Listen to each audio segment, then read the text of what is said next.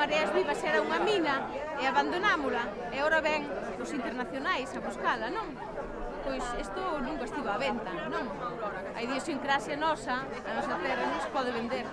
Precisamente algo do que nos gabamos continuamente os galegos, justamente desta parte do país, da Costa da Morte, algo que históricamente sempre vendemos por fora porque é unha especie de paraíso natural, pois agora parece que está en visos de desaparecer, porque supoño que unha ferida como a que pode ser unha mina deste calibre,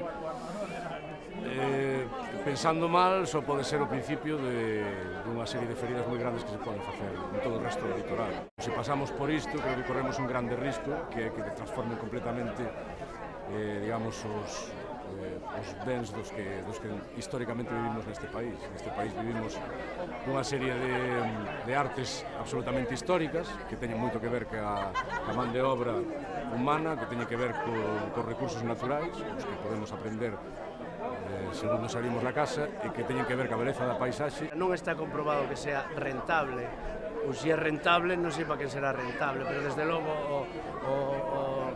a contaminación que produce as minas de ceo aberto, vamos, eso sabe todo o mundo e aí está. Entón, isto é a mesma política que se fai sempre de pan para hoxe, falso pan, ou se é pan duro seguramente, porque non ha de ser para nós, non ha de ser para repartir para os povos, e é fame para mañán, vamos, estás hipotecando o gran valor que temos, que é o que non se explota, a natureza, todos os bens que temos, isto é, vamos, están os tempos como para andar con estas caralladas. Sea no monte, sea no mar, que é o noso ben máis preciado, que temos que sí, que son bens que están aí, que podemos explotar, pero de outra maneira.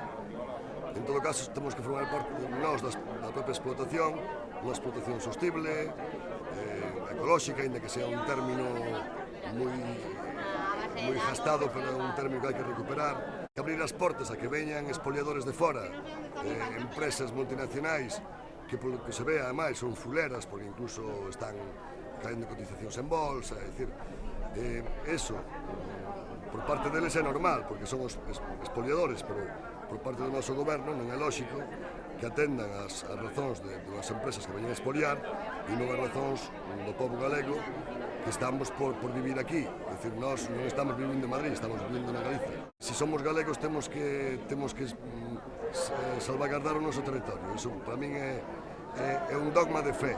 Que non todo se pode vender. As cousas que son da xente, como a terra, o sea, penso que Galicia saliu bastante mal parada durante moitos séculos e por iso tócanos demasiado no fondo. Temos que estar en contra destas cousas. Isto é un pouco máis do que xa está. O sea, é un abuso tan grande que, non sei, non me extraña que a xente este como estamos. As consecuencias disto van ser, eu creo que terribles, e probablemente, ademais, bueno, como normalmente acontece nestas ocasións, nunca se traduce en postos de traballo por moito que queira vender esta realidad.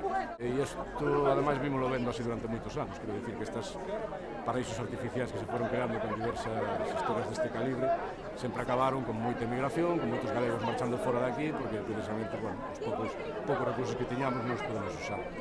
Así que, bueno, espero que isto sirva para algo.